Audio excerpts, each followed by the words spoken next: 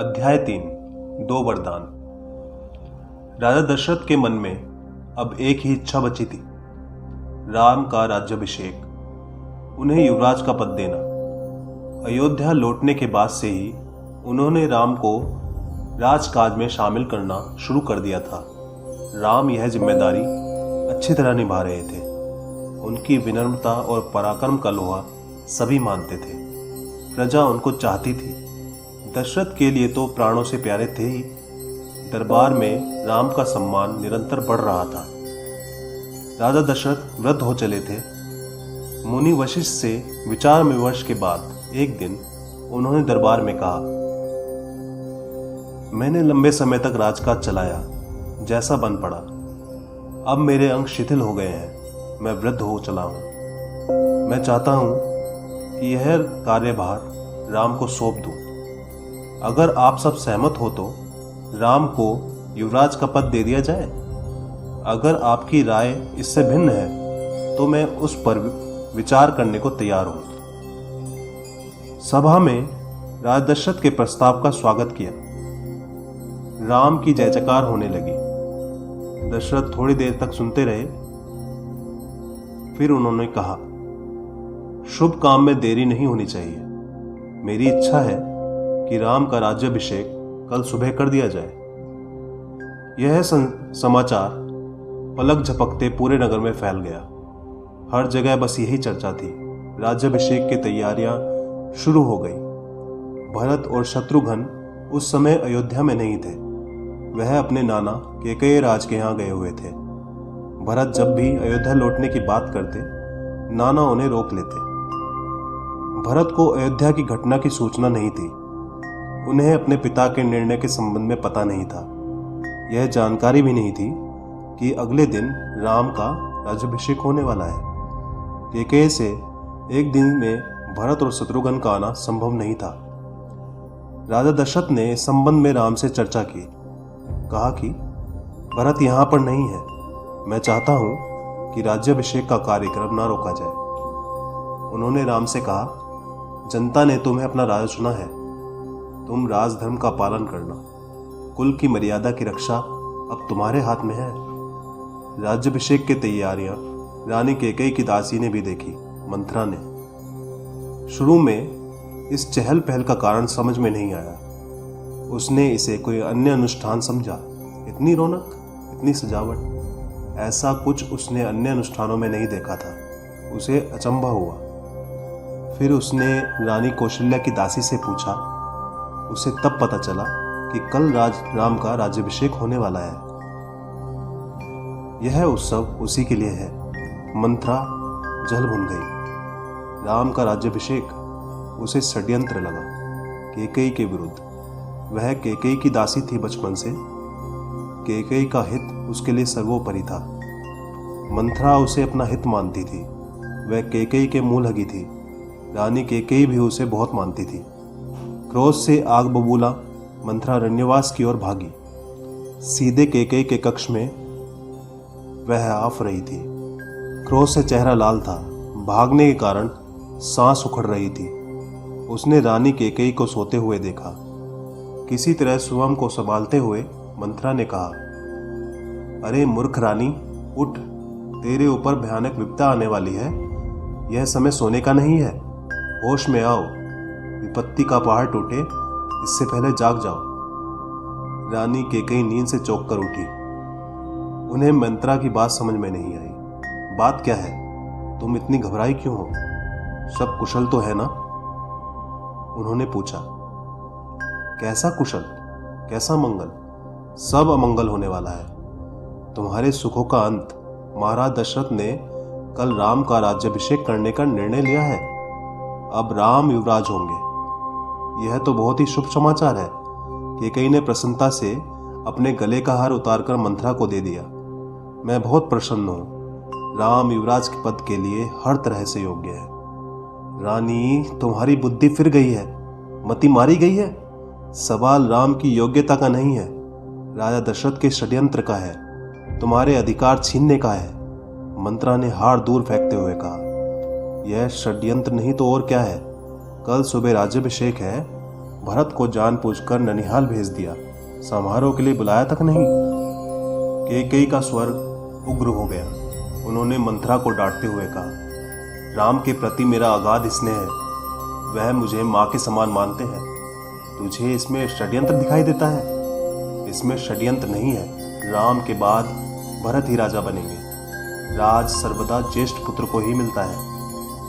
मंथरा पर इस फटकार का कोई प्रभाव नहीं हुआ। उसके लिए यह दशरथ का षड्यंत्र था। वह रानी कैकेयी के पलंग के पास बैठ गई, उनके बहुत निकट। कैकेयी के चेहरे की ओर देखते हुए उसने कहा, तुम बहुत भोली हो, नादान हो। तुम्हें आसन संकट दिखाई नहीं देता। दुख की जगह प्रसन्नता होती है। इस बुद्धि पर किसी को भी तरस आएगा, समझो रानी। राम राजा बने तो तुम कौशल्या की दासी बन जाओगी। भरत राम के दास हो जाएंगे, वे राजा नहीं बनेंगे। राम के बाद अगला राजा राम का पुत्र होगा। अनर्थ को अर्थ समझने की मूर्खता मत करो रानी। राम को राज्य मिला तो भरत को देश निकाला दे देंगे। वे भरत को दंड देंगे। इस तिरस्कार से भरत की रक्षा करो रानी। कोई ऐसा उपाय करो कि राजगद्दी भरत को मिले और राम को जंगल भेज दिया जाए। कैकेयी पर मंथरा की बातों का असर होने लगा। उसका सिर चकरा गया। वह पलंग से उठी तो पांव सीधे नहीं पड़े। आंखों में आंसू थे। मन भारी हो गया। प्रसन्नता की जगह अव्यक्त क्रोध ने ले ली। मंथरा के तर्कों में उन्हें सच्चाई दिखने लगी। तुम ही बताओ, मैं क्या करूं? कैकेयी ने आंसू पोंछते हुए मंथरा से कहा। मंथरा पलंग से उठी, कैकेयी के पास जाकर खड़ी हो गई। उसने कहा, याद करो रानी, महाराज दशरथ ने तुम्हें 2 वरदान दिए थे। दशरथ से अपना वचन पूरा करने को कहो। एक से भरत के लिए राजगद्दी मांग लो, दूसरे से राम को 14 वर्ष का वनवास। कैकेयी का चेहरा तमतमाया हुआ था। उन्हें मंथरा की बात ठीक लगी। उनके मन में एक प्रश्न अब भी था, यह बात दशरथ से कैसे कहें? उन्हें रनिवास बुलाएं या प्रतीक्षा करें? मंथरा ने कैकेयी के मन की बात भांप ली। उसने कहा, तुम मैले कपड़े पहनकर कोप भवन चली जाओ। महाराज दशरथ आए तो उनकी ओर मत देखो, बात मत करो। तुम उनकी प्रिय रानी हो, तुम्हारा दुख नहीं देख पाएंगे। बस उसी समय तुम उन्हें पिछली बात याद दिलाना, दोनों वचन मांग लेना। मैं ऐसा ही करूंगी। महाराज का षड्यंत्र सफल नहीं होने दूंगी। मंथरा का लक्ष्य पूरा हो गया था। चलते चलते उसने रानी कैकेयी से, राम के लिए 14 वर्ष से कम वनवास मत मांगना। भरत इतने समय में राज का संभाल लेंगे। जब तक राम लौटेंगे लोग उन्हें भूल चुके होंगे। अब जल्दी करो रानी, समय बहुत कम है। रानी कैकेयी कोप भवन चली गई। मंथरा रनिवास से निकल गई। दिन भर की गहमा गहमी के बाद महाराज दशरथ को रानियों की याद आई। तुरंत रनिवास की ओर चल पड़े उन्हें शुभ समाचार देने। सबसे पहले वह कैकेयी के कक्ष की ओर मुड़े। कैकेयी वहां नहीं थी। प्रतिहारी से पूछा, पता चला कि वे कोपवन में है। दशरथ को चिंता हुई, कैकेयी कोपवन में, परंतु क्यों? क्या इसलिए कि उन्हें अब तक सूचना नहीं मिली? मैं उसे मना लूंगा, दशरथ ने सोचा। दशरथ कोपवन का दृश्य देखकर हैरान हो गए। उन्हें कुछ समझ में नहीं आया। कैकेयी जमीन पर लेटी हुई थी, बाल बिखरे हुए, गहने कक्ष में बिखरे हुए, कपड़े मैले। तुम्हें क्या दुख है? क्या हुआ है? मुझे बताओ। अस्वस्थ हो? राजवैद्य को बुलाऊं? दशरथ ने कई सवाल पूछे, कोई उत्तर नहीं मिला। कैकेयी रोती रही। तुम मेरी सबसे प्रिय रानी हो, मैं तुम्हें प्रसन्न देखना चाहता हूं। तुम्हारी खुशी के लिए मैं कुछ भी कर सकता हूं, कुछ भी, धरती आसमान एक कर सकता हूं। दशरथ ने कैकेयी को मनाने का बहुत प्रयास किया। उत्तर उन्हें फिर भी नहीं मिला। दशरथ भी भूमि पर बैठ गए, विनती करते रहे। हाँ, मैं बीमार हूं, कैकेयी ने कहा। मैं अपनी बीमारी के संबंध में आपको बताऊंगी, लेकिन पहले आप एक वचन दें। मैं जो मांगू उसे पूरा करेंगे। राजा ने तत्काल हामी भर दी। कहा, मैं राम की सौगंध खाकर कहता हूं, तुम्हारी हर इच्छा पूरी करूंगा। महाराज दशरथ ने राम की सौगंध ली तो कैकेयी उठकर खड़ी हो गई। आप मुझे वे दोनों वरदान दीजिए जिसका संकल्प आपने वर्षों पहले रणभूमि में लिया था। महाराज दशरथ ने हामी भरी। कल सुबह राज्याभिषेक भरत का हो, राम का नहीं, कैकेयी ने कहा। दशरथ भौचक्के रह गए। उन पर वज्रपात सा हुआ। थोड़ा रुककर कैकेयी बोली, राम को 14 वर्ष का वनवास हो। अवाक रह गए। सिर चकराने लगा। वे मूर्छित होकर गिर पड़े। कुछ देर में राजा को होश आया। कैकेयी की ओर देखा। बड़े कातर भाव से बोले, यह तुम क्या कह रही हो? मुझे विश्वास नहीं होता कि मैंने सही सुना है। कैकेयी अड़ी रही। दशरथ कैकेयी की मांग को अस्वीकार करते रहे, अनर्थ बताते रहे। तब कैकेयी ने अंतिम हथियार चलाया। अपने वचन से पीछे हटना रघुकुल का अनादर है।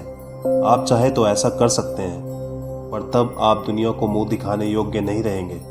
रही मेरी बात, आप वरदान नहीं देंगे तो मैं विष पीकर आत्महत्या कर लूंगी। यह कलंक आपके माथे होगा। राजा दशरथ यह सुन नहीं सके। दोबारा बेहोश हो गए। रात भर बेसुध पड़े रहे। बीच बीच में होश आता। वह कैकेयी को समझाते, गिड़गिड़ाते, धमकाते, डराते, पर कैकेयी टस से मस नहीं हुई।